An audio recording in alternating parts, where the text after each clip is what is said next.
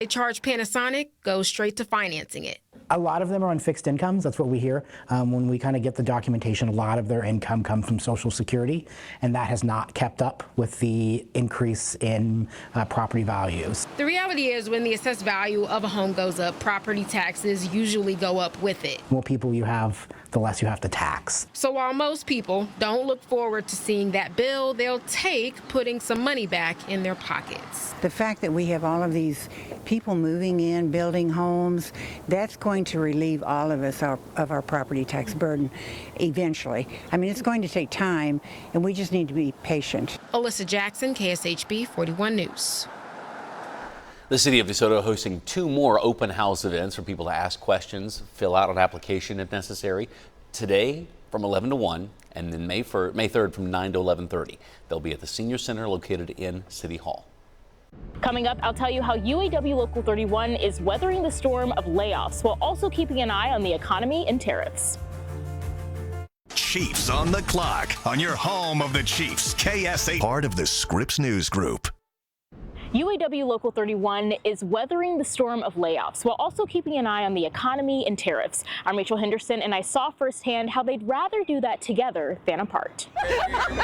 Funnily enough, it's already rained on this parade. No one likes change, but change is imminent. We see the clouds change every day, all day. Tamika Shannon learned that lesson fast. There are still hurdles and obstacles that many people are facing. GM Fairfax employees like Tamika have been temporarily laid off since November because of retooling for the Chevy Bolt EV. We're all tired. But instead of feeding into the negativity, Dante Wilson fed his membership. Sometimes you just need an excuse to put some food on the grill and get some potato salad and let your hair down a little bit. Local 31's May Day barbecue fell early, but the decompression's long overdue. We are affected by the transition of the economy. On top of layoffs, they're seeing the federal government dish out auto tariffs. UAW President Shawn Fain has come out in support of their potential to restore union auto jobs with American-made vehicles. We are excited for any policy, any law that gets implemented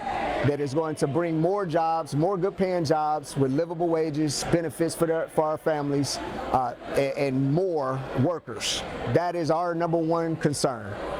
Whether that happens through tariffs, we'll applaud that. Bipartisan collaboration's not off the table, Wilson says. It's how he and other Kansas legislators worked to introduce a bill waiving auto workers from having to find jobs during layoffs. Any policy, any person, or any political party that is going to be on the side of labor, we're going to be on the side of them. Home pride's nothing new to Local 31. They're not turning their backs on solidarity, no matter what clouds hang over them. It all depends on how we look at it, what perspective we have about going into it. Rachel Henderson, KSHB 41 News.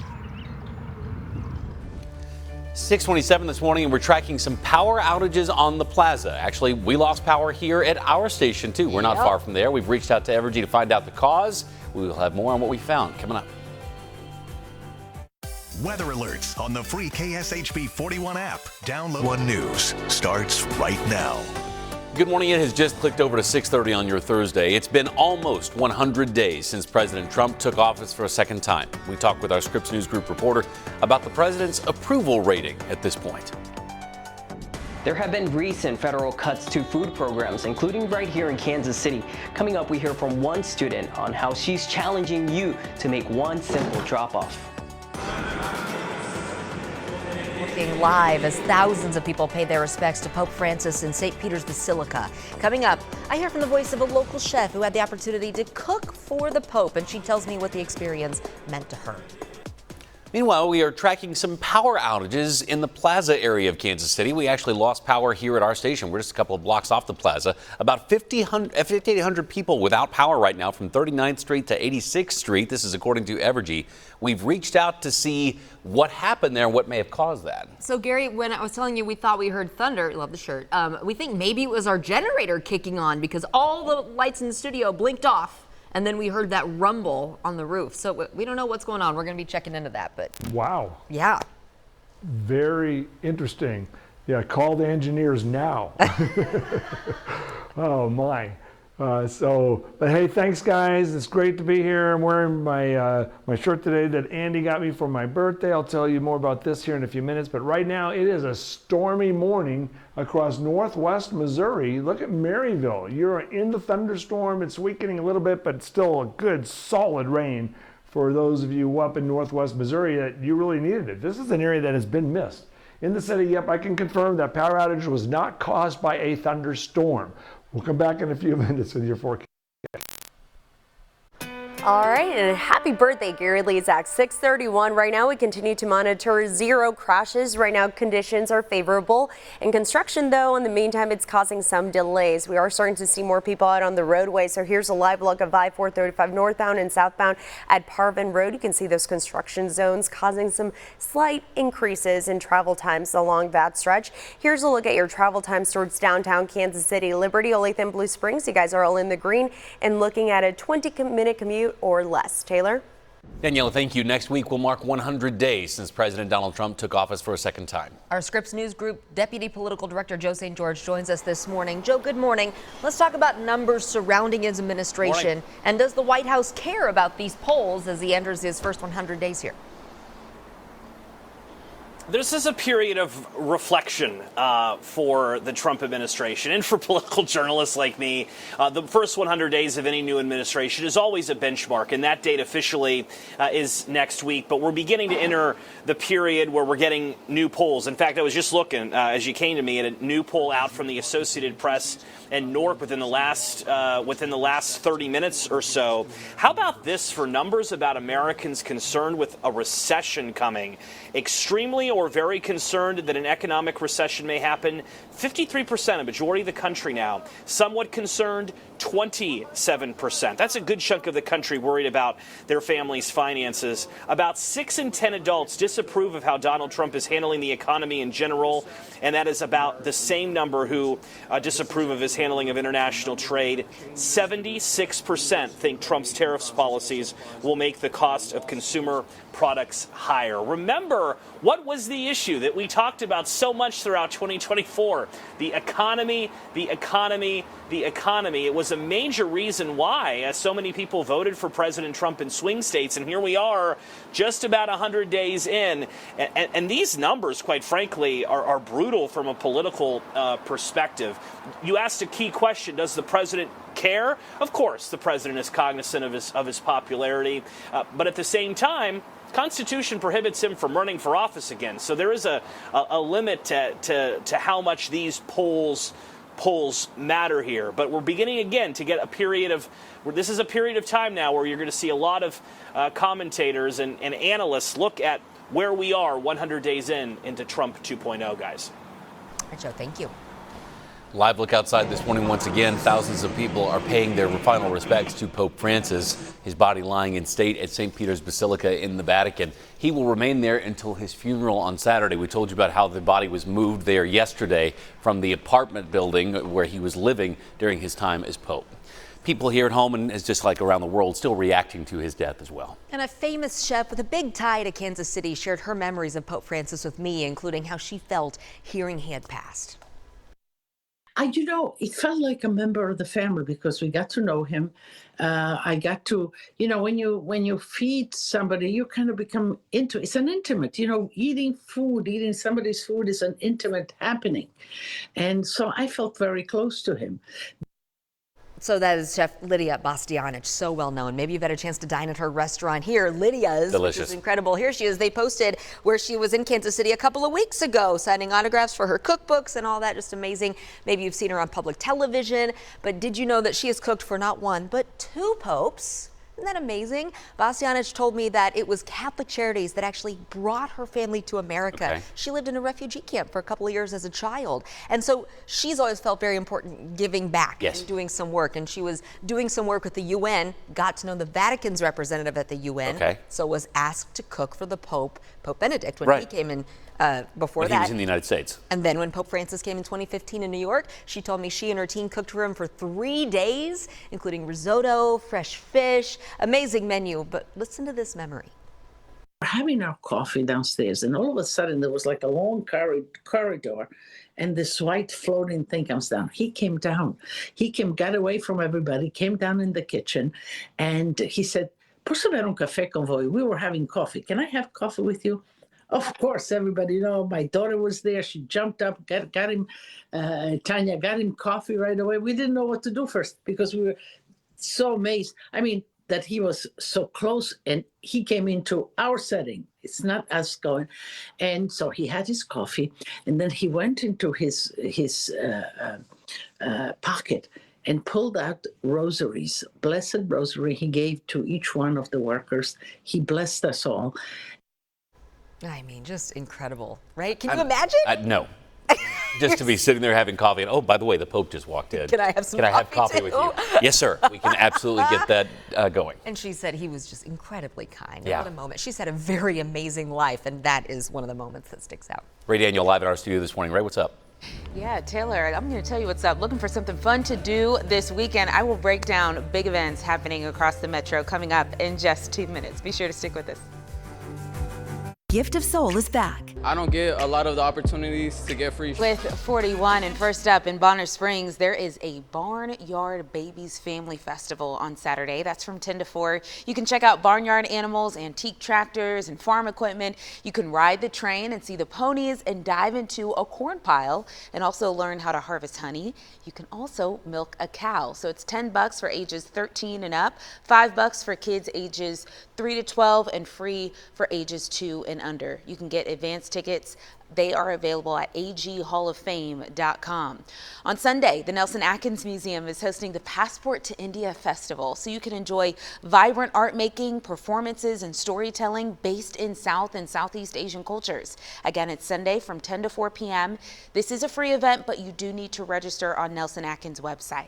Also happening Sunday from noon to 5 p.m., the legendary Flights of Fancy is back. This is Everything Kites. It's a free community event at MCC Longview over in Lee Summit. You can check out mega kites, power kites, stunt kites, and much more at this event. There will also be food vendors, kite making, and a DJ. That's so fun. Do a little dance while you're making I a looked kite. up power kite. Yeah, you did. Of course he did. I said I was going to. So it's like when you are using the kite to pull you a little bit, and and you said you would do that, right? No chance. Bye, Lindsay. If you're not familiar with Lindsay Shipley, she weighs 17 No. pounds and she's 2'5". She'd be gone in a second whenever that went off. No so chance. that's why we're gonna strap you to one. And just We see are what neither happens. surprised but also grateful that you looked up power kite. Thank you, Taylor Hemness. My contributions are not appreciated. A live look at Lambeau Field. Green Bay preparing to host this year's NFL Draft. I could tell you more about that too, but I guess you don't want to hear about it. Whatever. Coming up. Touches of black. They stand for elegance. From meteorologist Gary Lesak. Good morning, everyone. Thank you for all the birthday wishes so far on Facebook. Go to facebook.com/my full name, Gary Lesak. Let me know how I met you, if I met you before. I'd like to hear these stories because some really great stories on there already. This is a shirt Andy, my partner, gave me. 63 years of awesome. And I cannot believe I'm 63 years old. It's just hard to believe. And Sunny and Rainbow are here. I might get Sunny here on at the end of the show. She would like to celebrate too. Look at this. Overland Park, 2.2 inches of rain yesterday with that thunderstorm that redeveloped right over around Quivira and 135th Street area. And then it intensified, then it weakened as it headed into the stadium. But lots of lightning. The game got postponed last night. They could have started the game at 6:40, which was my advice, but they waited till 2 hours. They waited before it even started raining. So they could have gotten most of that game in. But today they could dodge that again tonight. So that could be a problem. But those are the rainfall totals, and there's the poof zone that Taylor named yesterday. Where will that be today, or will it not even be there? There is no poof zone in Maryville. Fortunately, you've gotten a good soaking in the last 2 hours now. Thunderstorms have been concentrating on northwest Missouri. Nothing in Kansas City, nothing expected until sometime this afternoon or this evening. Then tonight and tomorrow, a very good chance of thunderstorms as the disturbance rotates right on through our area. Very low chance of any severe weather. Outside right now, the sky is partly cloudy on this Thursday morning, April the 24th. It is a nice shot out there again. Maybe some problems again tonight for the game. 59 degrees. Remember, it's a doubleheader, so the game this afternoon and tonight. 2.66 inches of rain, a southeast breeze at 8 miles per hour. 50s and 60s everywhere. 58 degrees in Independence, 59 degrees in Olathe. There's a disturbance right there, and it's slowly moving this way. It's time for tonight, so thunderstorms about nearly 100% chance tonight. We'll see where they impact the heaviest rainfall. There's the setup. Here are the thunderstorms at noon on the latest data. These are the thunderstorms we'll be tracking late this afternoon and this evening as the disturbance approaches. Notice the thunderstorms, somewhat like yesterday, they like line up right over the city and then they move off to the east. But look, a whole wave of rain tries to model all the way through the night into Friday morning, and then the winds shift to the north, and it should dry us out for a really nice weekend coming our way. How much rain? There's the bullseye west of Manhattan, north of Salina, and then activity rainfall amounts for Marshall and Sedalia, maybe about 1/4 of an inch. That's it in the next few days, but higher amounts as you track off to the west. The forecast for tonight. 58 degrees with that rain and thunderstorms. For today, 79 degrees, partly cloudy with an 80% chance of thunderstorms, and east to southeast winds 5 to 15 miles per hour. In our super 10-day forecast, we're looking at a high temperature of 65 on Saturday, 74 on Sunday. The games for Saturday and Sunday look fine, and even Friday night with fireworks. 82 degrees Monday, 78 degrees Tuesday. This is the time frame where we have a chance of some bigger thunderstorms. Sunny the weather dog is coming up in just a few minutes. I'm going to go get her. I have to wake her up. I love that. Happy birthday, Gary. Gary, happy birthday. I absolutely will take credit for naming that particular new region on your map, but two things I will ask if you're going to continue to use it. You do get credit. Yeah, I do get credit, but please talk about it from the other side of the screen and or make the F really big. Don't cover up the front half of the word, not the back half of the word, whatever you're standing there doing the forecast. That's my only request. Hey, I appreciate the advice. I will do my best. All right, excellent. Happy birthday, Gary. Thanks so much. Daniela? Somewhere on the drive, there's a oof zone. Daniela? Oh, good morning, Gary, Lizak, and happy birthday, Feliz cumpleaños, as I like to say. Overall wide view map, no crashes to report, which is, pop off Kansas City. I love it. Here's a look right now. Some delays we are tracking. Highway 50 westbound lanes. You can see right now we are dealing with some stop and go action. If you want an alternate route, this is in the Lee Summit area. 291 is going to be your best bet. We're also seeing some slight delays, which is typical along I-70 westbound near Nolan Road. When it comes to your drive times, here's a look at them. Downtown to Olathe, you're looking at a 29-minute drive downtown to the airport, a 60-minute commute, and Grandview to downtown, you're looking at a 22-minute drive. Lindsay? All right, Daniela, thank you. Okay, about an hour ago, we experienced kind of a power glitch. It went out at the station, and we're not the only ones. So, more than 5,600 Evergy customers right now without power. Our Olivia Acree joins us live from out on the plaza, not far from where we're sitting here. Olivia, what do we know about how this is being impacted and who they're around there? Is this maybe traffic lights there? Yikes. Yeah, we know Evergy reported that around 5,800 people are without power. It's affecting streetlights. We just kind of saw a near collision here at Broadway and Ward Parkway. The streetlights are not working here, making it a little dangerous for drivers this morning. Evergy has not yet told us a cause. They're still checking in on that, but it's not just affecting us right here. It's customers all around the plaza from 39th Street and a narrow strip down to 86th Street, all dealing with these outages this morning. And you said you saw the lights flicker at the station even. It's kind of sporadic. As we've been driving, we've seen lights off. It's not every street lights. It's just in a couple different areas. Drivers here approaching with caution to this light. But we'll kind of keep you updated as we learn a cause. What Evergy says has caused the power outage today, but we're still waiting to hear what that was. Back to you guys. Bizarre. All right. That is a prime location for traffic collisions to happen if you're not paying attention. Those are lots of four-way stops around the plaza area. All right, other news we're following for you this morning. The grocery store at 31st and Prospect, that Sunfresh there in Kansas City, the target of issues for basically as long as it's been open. Residents and city leaders say concerns about crime, drugs, safety have hurt that store and its ability to stay open. One woman told us her frustration over the need to travel elsewhere to get what she needs. Why should I have to travel out somewhere else to get what I want when there's something right here that I can get? So, in an effort to support the store and keep it open, the city has proposed giving it money to stay operational. The city previously had appropriated $1.2 million in the fall for the grocery store. That funding was never allocated to them directly. It was just something that we put into an account. So, City Council will review the ordinance for the money today at 2 o'clock. Of course, we will let you know what they decide and how it will be spent at Sunfresh.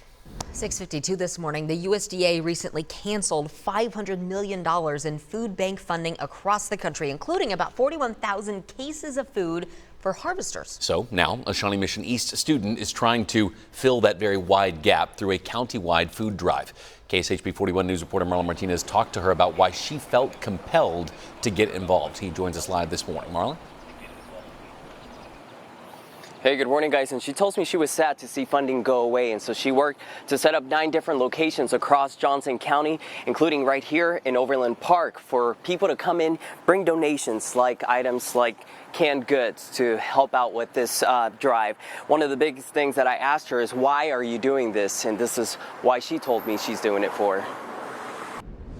Definitely kind of unfortunate to see that. While reading and learning about federal cuts to food programs and how they would impact Kansas City, Adeline Clifford decided not to wait for a solution. You know, the food and the funding wasn't going there anymore, which is kind of why I wanted to help do something about it. So she decided to become the solution. I know that Harvesters gets a lot of that food specifically, so that's kind of why I picked Harvesters in particular. And I also know they also donate a lot of food to kind of smaller food banks around Kansas City, so they kind of support the whole food bank community. So she made it her goal to collect over 1,000 pounds of food for the organization. So that's been really great to see just how fast it's happened. So just in a couple of days or over the weekend, some of them have already been filled, which is really exciting. The U.S. Department of Agriculture's decision to cut funding means lifelong programs like Harvesters are limited in resources. To give you a better perspective of their impact, last year Harvesters provided more than 50 million meals to families across Kansas City. Over 2 million of those meals came from initiatives like Adeline's. It's definitely taught me a lot about, you can still have an impact without necessarily having a certain role or a special title or something. This is fruition of that impact and how the community has rallied behind it. I feel like everyone really cares a lot about Kansas City, and I really loves their community in this area, and I feel like that definitely shows, and people have been really willing to help. So there are 9 different locations across Johnson County, like I mentioned earlier, including here in Overland Park. We also have a full list of them over on our website at kshb.com. The last day for you to donate will be tomorrow. And here yesterday, when we were looking at the items that were in here, there was very small items, just including this pudding right here. So whatever you have in your pantry that you might not be able to use, they'll be looking for it if you are willing to donate. Thank you, Marlon. Okay, a live look this morning at the NFL draft stage set up in Green Bay, Wisconsin near Lambeau Field. Of course, round 1 starts tonight at 7 o'clock our time. Looking forward to a lot of fun. The Tennessee Titans on the clock at number 1. They're expected to take the quarterback out of Miami, Cam Ward. Chiefs getting ready for the draft. So are we. Absolutely. We got to be ready to tell you about who they could be adding to that next squad. Our friends with 41 is the mic, breaking down the positions the Chiefs might be looking to address in the next couple of days. Matt Derrick and Nick Jacobs of 41 is the mic. It's draft season, and the NFL draft is inching closer. What Matt and I are going to talk about tonight is what the Chiefs need to come away with in the draft. Matt, what are the positions you feel like the Chiefs have to address this weekend? Yeah, Brett Veach mentioned that the Chiefs need to come away with offensive line, defensive line help. He's looking at cornerback and wide receiver, and I can't disagree. Every single one of those positions, I'll throw running back in there too, are things that the Chiefs need to address with the first 5 picks in the draft. If they do that, it's going to be a success to me. And for me, Matt, from a power rankings perspective, explosive running backs is the number 1 thing they need to come away with. Secondly, I want to see them get multiple pass rushers that can help pair with Chris Jones and be able to bring a ferocious tack on defense. And then after that, I think it's really more of a depth perspective. People may say, well, what about left tackle? They signed a left tackle. Anybody you bring in, you're going to be developing behind Jalen Moore, and also defeats the purpose of why you signed him. So we will see what the Chiefs end up doing on Thursday, Friday, and Saturday. Don't forget to join us on the Clock every night at 6:30 on Thursday, Friday, and Saturday. Back to you. All right, Nick, thank you. So tonight we'll preview round 1 of the draft, then round 2 and 3 on Friday night, rounds 4 through 7 on Saturday. Quick check of the drive. Oh, yes. Okay. Highway 50 right now in the LA Summit area, noticing some stop and go action. If you want some alternate routes, you can take 291. However, conditions, you can see, somewhat improving along that stretch. And now to our birthday boy, Gary. Have you gotten your 63 push-ups in yet this morning? I got them in. I'm going to do them 5 times today. So 63 already, and we'll do it about 5 more times. But okay. This is the shirt Andy, my partner, got me. You can see April 1962, 63 years of awesome. Today we're going to have a few thunderstorms later on. Go to my fan page if you want to. Gary Lee Zach. Here's Sunny. Come on. Everybody, here's Sunny. Here she is. Oh! Sunny is 10 years old. We'll celebrate.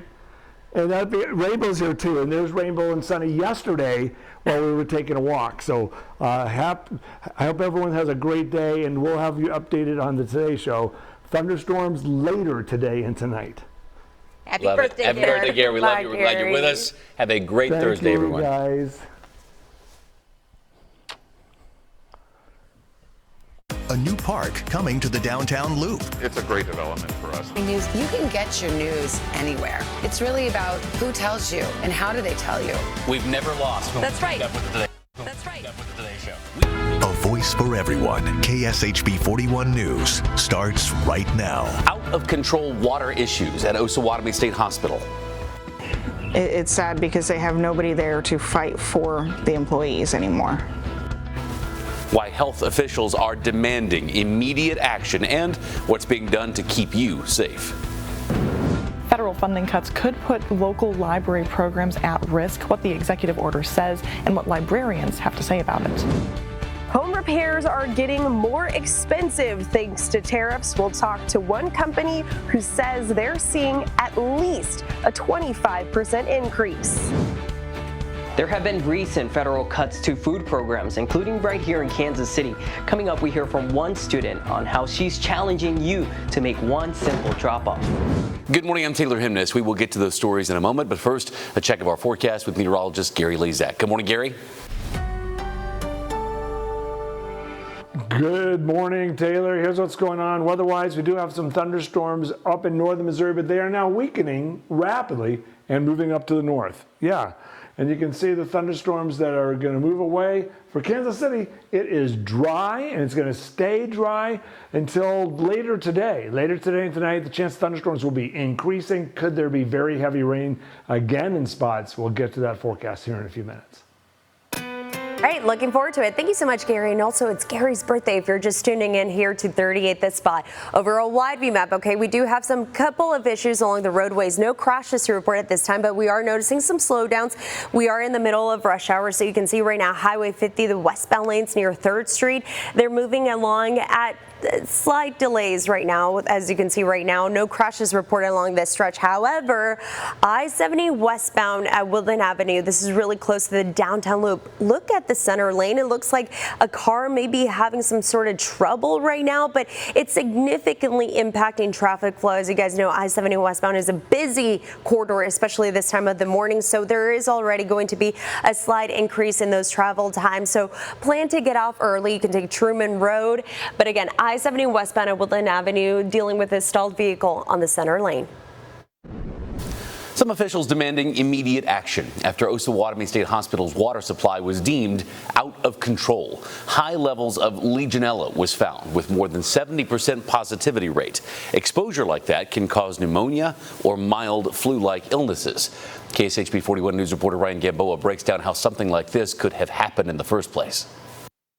For months, I've reported on a legislative audit focused on the Osawatomie State Hospital. As the Miami County beat reporter, those stories led to a tip that the state hospital's water supply had high test levels for Legionella. The test quoted out of control levels last year, with the testing company recommending immediate action. While reporting extensively on the audit, a source gave me Legionella test results from February 2024. Through a Kansas Open Records request, Kansas Department for Disability and Aging Services, or KDADS, confirmed the report. Katie Jackson worked with OSH patients for 13 years, including when water tests were conducted. She tells me she was never notified of the high test levels. It makes me angry. It makes me angry for myself. It makes me angry for my coworkers, for our patients. According to the CDC, Legionella can commonly grow in water systems, but elevated exposure levels can cause a severe pneumonia called Legionnaire's disease and a mild flu illness called Pontiac fever. People contract Legionnaire's through inhaling water droplets. That's not good. Our patients there were always the most vulnerable. Tests conducted show a 71% positivity rate on samples from kitchens, bathrooms, and hot water tanks. The testing company recommended water systems should be flushed. KDAD's told me in an email that the levels happened in one round of testing and that it made the necessary improvements and has a 2-year Legionella mitigation plan. Jackson tells me a year later, she feels left in the dark. Well, I would have liked to have seen more information about this when they noticed it was starting to get high. This story started with a tip. If you know more about this story that can help me further my coverage, scan the QR code on your screen. I'm working to learn more. I've already asked KDADs if patients and staff were notified of the high levels and if anyone became sick. I'll let you know if I hear back. Reporting in Osawatomie, Kansas, Ryan Gamboa, KSHB 41 News. Quick glance outside the front of the store, you'll see surveillance signs and security guards at certain times. The problem is the Sunfresh on 31st and Prospect still has issues. The city plans to spend more money to help keep the store open, but after listening to the voices of neighbors, KSHB 41 News reporter Lenita Brooks learned they believe there's a key problem the city needs to focus on first. Why should I have to travel out somewhere else to get what I want when there's something right here that I can get? Nakia Jefferson is referring to the Sunfresh on 31st and Prospect. As someone who believes she once contributed to the issues in the area, she says she's aware of the problem. The drugs. Like seriously, the drugs. Drugs, prostitution, and violence have long plagued that corner, impacting the store's ability to operate efficiently. Greg Parr operates a nonprofit around the corner that assists homeless and recovering addicts with getting back on their feet. Sanity is doing the same thing over and over, expecting different results. So if you have to address the substance use on that corner, so people won't steal, won't hang out there, won't be out there to scare shoppers away. So you got to handle that problem. If approved by council Thursday, an ordinance would allow the city to help the store with city money to keep them afloat. But this isn't new money. The city previously had appropriated $1.2 million in the fall for the grocery store.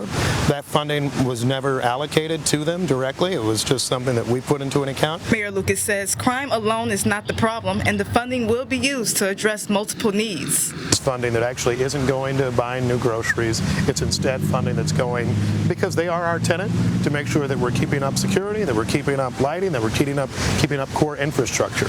So that's a lot of what we're doing now. Parr says it isn't enough. You can put all the money you have into Sunfresh, but you also have to solve the problem that's outside. In Kansas City, Lenita Brooks, KSHB 41 News. Since taking office, President Donald Trump has been aggressive with federal cuts, aiming to save the country some money. Now, an important community resource, your local library, may be on the chopping block. KSHB 41 News reporter Isabella LaDon shares how libraries are pushing back against the potential cuts coming their way. Public libraries are the latest institutions to be at risk of losing federal dollars under the Trump administration. I'm Isabella LaDon, and we're sharing the voices of librarians across the metro and their determination to keep these books on the shelves.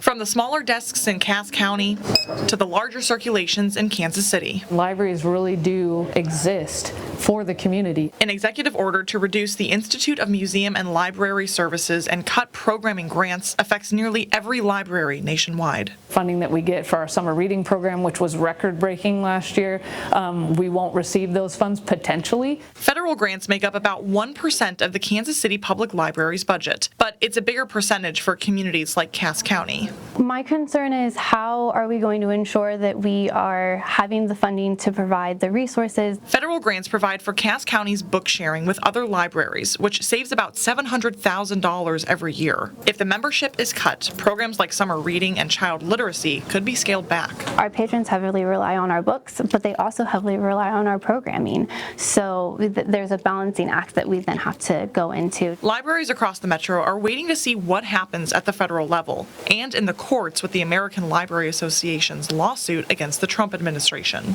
I have to believe that the people still have a voice. For librarian Crystal Ferris, it's hard to imagine readjusting some of her programming for kids and teens. I'm going to bet the majority of politicians, the majority of our representatives went to Storytime when they were a child. I want them to want that for other people. In Kansas City, Isabella Ladon, KSHB 41 News. The USDA recently made federal cuts that funded many food banks across the U.S., including some that are here in Kansas City. I'm KSHB 41 News reporter Marlon Martinez, and as a voice for everyone, we spoke to one student here in Kansas City that's now helping fill that need.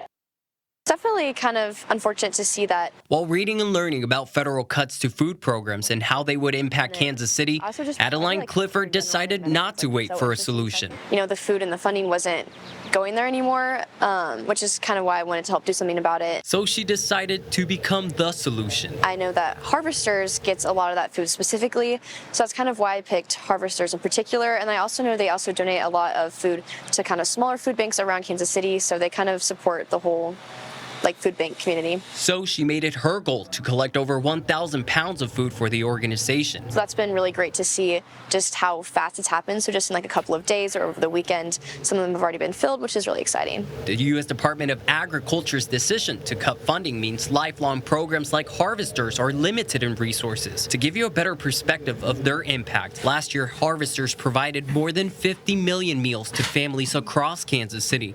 Over 2 million of those meals came from initiatives like Adeline's. It's definitely taught me a lot about you can still have an impact without necessarily having a certain role or a special title or something. This is fruition of that impact and how the community has rallied behind it. I feel like everyone really cares a lot about Kansas City, and I really loves their community in this area, and I feel like that definitely shows, and people have been really willing to help. If you would like to help out Adeline, there are several drop-off locations throughout the Johnson County area. We'll also have a link over on our website at kshb.com. In Johnson County, Marlon Martinez, KSHB 41 News.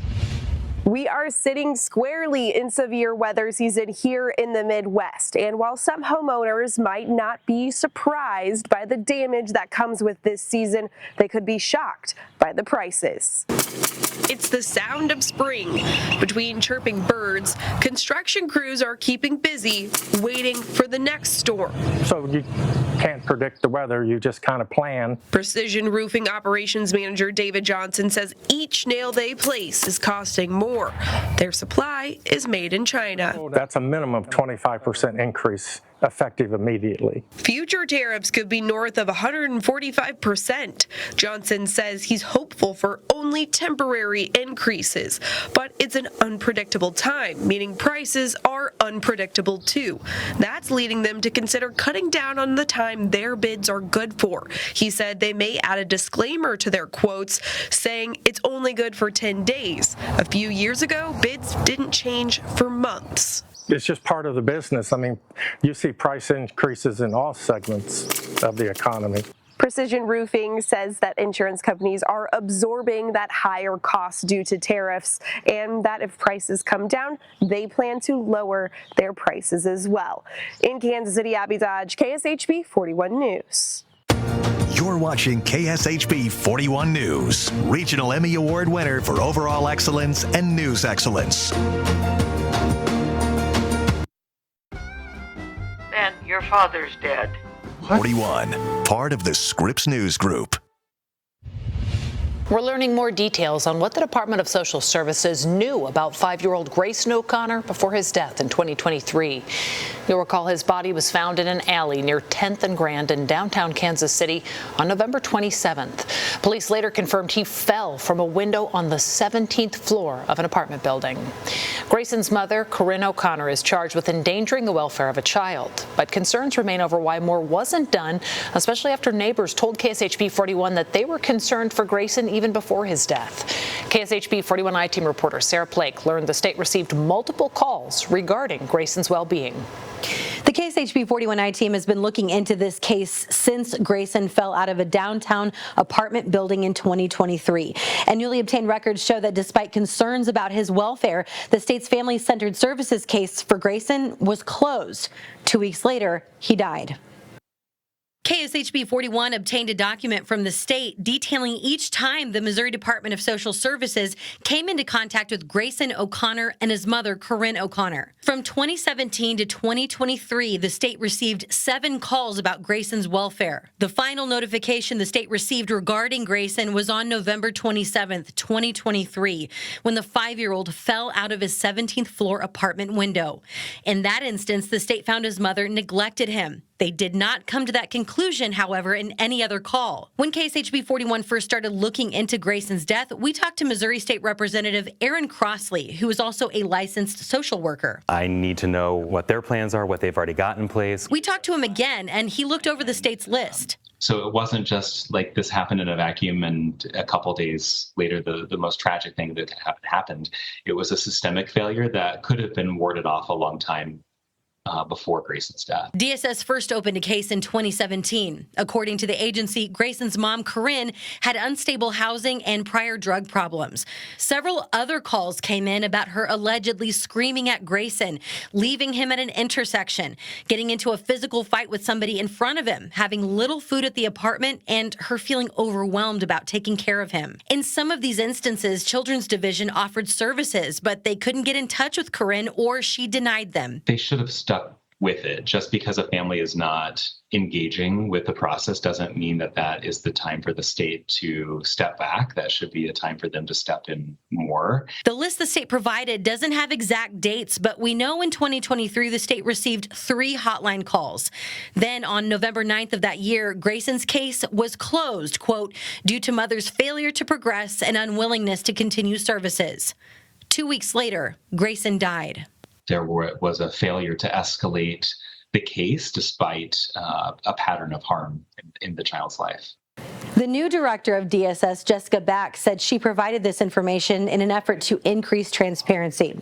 Following Grayson's death, Back said DSS reviewed its family services cases, provided more training for its staff, and is working on more supervisor accountability. I will note that we did not get any of the actual reports from Grayson's file, just that list the state compiled. I've requested his file in its entirety. I'm Sarah Plake, KSHB 41 News. Here's your latest Kansas City forecast from meteorologist Gary Lisak.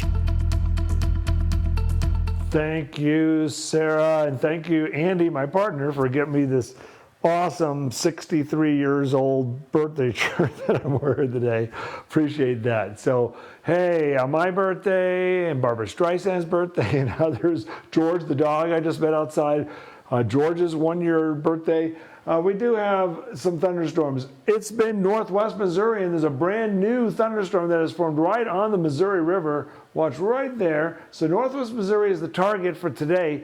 Later today and tonight, the Royals might have to dodge another area of thunderstorms. We'll time those out for you, but right now the chance is low until about 3 or 4 or 5 this afternoon.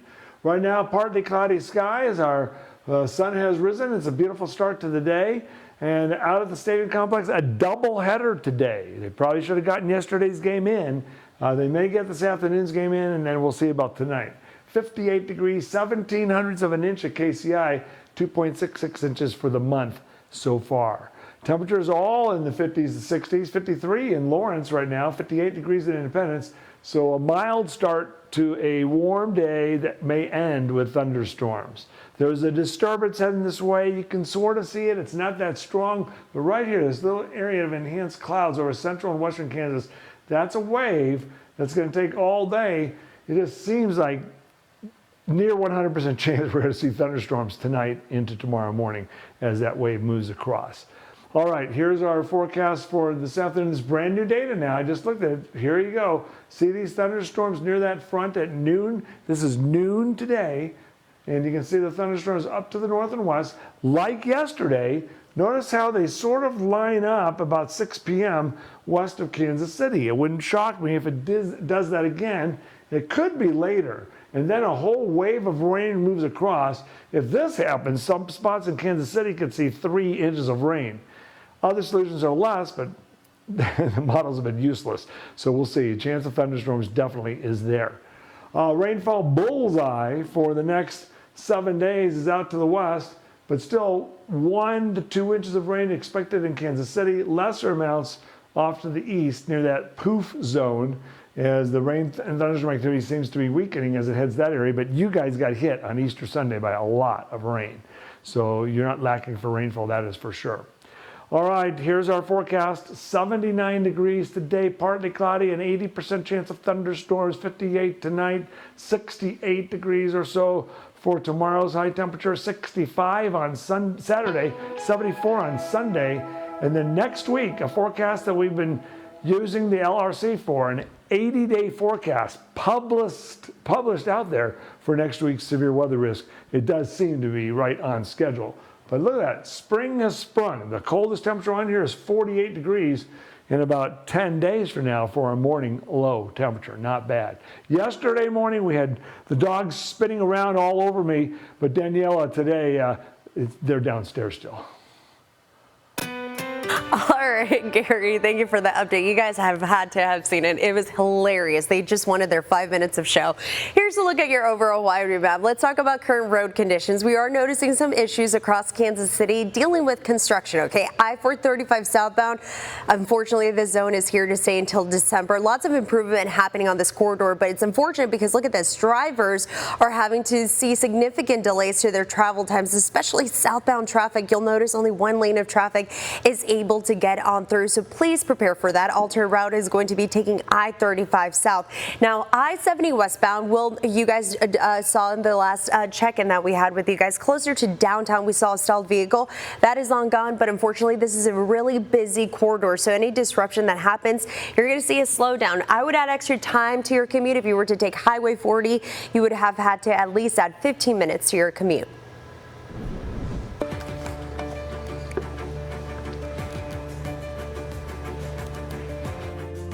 People usually think of their tax bills going up during this time of year, but we'll tell you how the city of DeSoto partnered with Panasonic to give some relief to seniors.